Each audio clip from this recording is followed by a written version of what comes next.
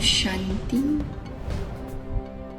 मैं आत्मा शुद्ध पवित्र आत्मा हूँ, मस्तक पर विराजमान हूँ। मैं अपने मन और बुद्धि के द्वारा अपनी शुद्ध चमकते हुए रूप को देख रही हूँ। इस शरीर से मैं अलग हूँ। शरीर को चलाने वाली एक दिव्य शक्ति हूँ। आँखों से देखती हूँ, कानों से सुनती हूँ। मैं शांत स्वरूप आत्मा परमात्मा के महावाक्य सुनती हूँ।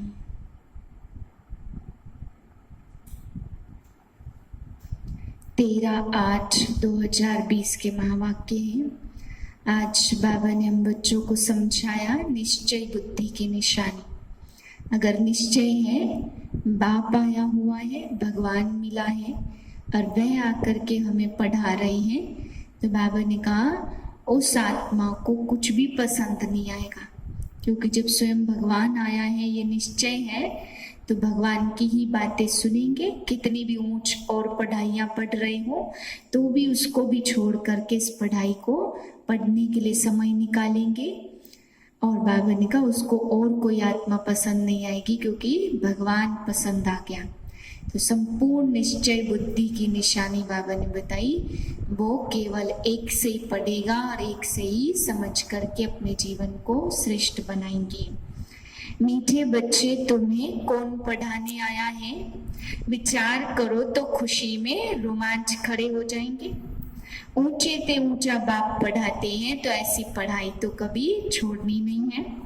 प्रश्न है, अभी तुम बच्चों को कौन सा निश्चय हुआ है और निश्चय बुद्धि की निशानी क्या है? उत्तर है, तुम्हें निश्चय हुआ हम ऐसी पढ़ाई पढ़ रहे हैं जिससे हम राजाओं का राजा डबल सरताज बनेंगे।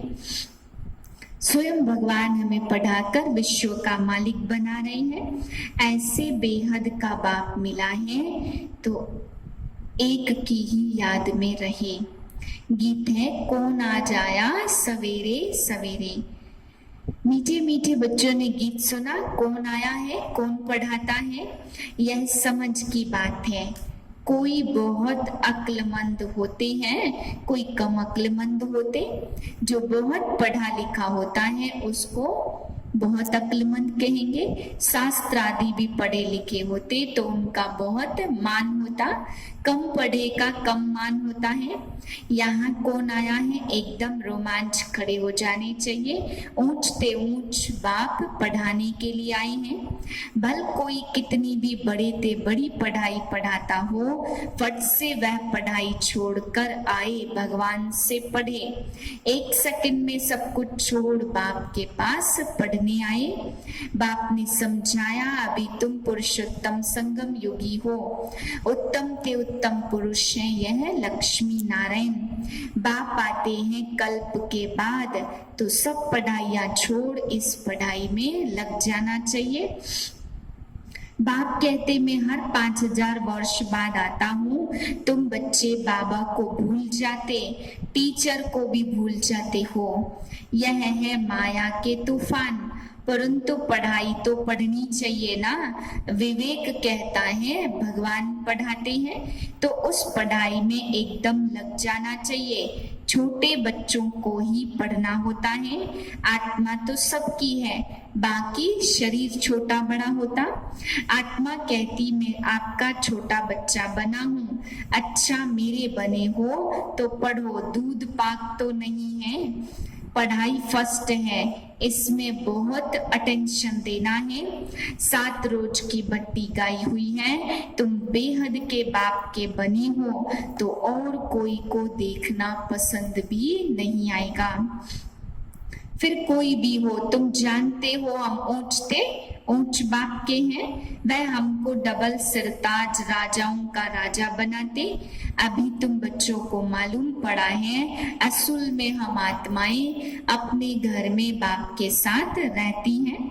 बाप का बनने से अभी तुम स्वर्ग के मालिक बनते हो, फिर बाप को भूलकर आर्फन बन पड़ते हो। भारत इस समय आर्फन है। आर्फन उसको कहा जाता जिनको माँ बाप नहीं होते हैं, इस बेहद के बाप को जानते नहीं है। प्रजापिता ब्रह्मा द्वारा परमात्मा सृष्टि रचते हैं, यह बहुत सहज समझने की बात है। बाप कहते हैं जो इंग्लिश जानते हैं तो ट्रांसलेशन कर फिर समझाना चाहिए। फादर नॉलेजफुल है, उनको ही यह नॉलेज है। सृष्टि का चक्र कैसे फिरता, बाप से कम्युनिकेशन, टीचर से कम्युनिकेशन और गुरु से कम्युनिकेशन। अंग्रेजी में याद को कम्युनिकेशन कहा जाता है। एम ऑब्जेक्ट वहां कुछ भी नहीं, सदगति तो होती नहीं है। बाप तो कहते हैं हम आए हैं सबको वापस ले जाने। अभी तुमको बाप के साथ बुद्धि का योग रखना है तो तुम वहां जाए पहुंचेंगे। अच्छी याद करने के से ही तुम विश्व का मालिक बनते हो। तुम आत्मा हो मूल वतन में रहने वाली। मनुष्य कहते 84 लाख जन्म लेते, परंतु बाप कहते मैक्सिमम है 84 जन्म। फॉरेन में जाकर तुम यह ज्ञान सुनाएंगे तो उनको कहेंगे यह नॉलेज तो तुम हमको यहाँ बैठकर पढ़ाओ। तुमको वहाँ 1000 रुपया मिलते हैं, हम यहाँ आपको 10-20 हजार रुपया देंगे। हमको भी नॉलेज सुनाओ। गॉड फादर हम आत्माओं को पढ़ाते हैं। आत्मा ही जज आदि बनती है।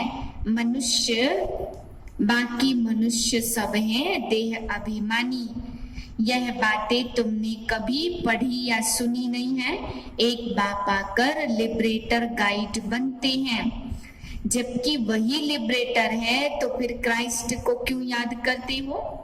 इसके लिए पैराडाइज की स्थापना हो रही है। यह महाभारत लड़ाई भी है। बाप कहते मैं तुमको राजाओं का राजा डबल सिरताज बनाता हूँ। प्योरिटी फर्स्ट है। यह सारी नॉलेज आत्मा में है, कैसे 84 का चक्र भरा हुआ है। इस योग की ताकत से आत्मा सतो प्रधान बन जाती है। योग बल क्या चीज है जिससे तुम विजय पाते हो सारे विश्व पर, यह कोई जानते थोड़े हैं। बोलो साइंस तुम्हारा विनाश करती है और योग से स्थापना होती, सतो प्रधान बन जाते। बॉम्ब्स जो बनाए हैं रख कर क्या करेंगे। ड्रामा में नूद ही ऐसी है। ऐसी ऐसी बातें बताते रहेंगे तो खुश होंगे। डीटी डिनाइस्टी थी तो पवित्र थे, गॉड गॉडेज थे। बात करने वाला बड़ा होशियार और स्पीड भी अच्छी हो। बोलो बाकी सब आत्माएं स्वीट होम में रहती हैं, बाप ही ले जाते हैं। सर्व का सदगति दाता वह बाप है। उनका बर्थ प्लेस है भारत। यह कितना बड़ा तीर्थ है। तुम जानते हो सबको तमो प्रधान बनना ही है। पुनर्जन्म सबको लेना है, वापिस कोई भी जा नहीं सकते। ऐसी ऐसी बातें समझाने से बहुत वंडर खाएंगे। बाबा तो कहते जोड़ी हो तो बहुत अच्छा समझा सकते हो। भारत में पहले पवित्रता थी, अब अपवित्र कैसे बने। अभी तुमको पावन बनना है। इस समय है रावण राज्य। गाड़ी के 2 पहिए युगल हो तो बहुत वंडर कर दिखाएं।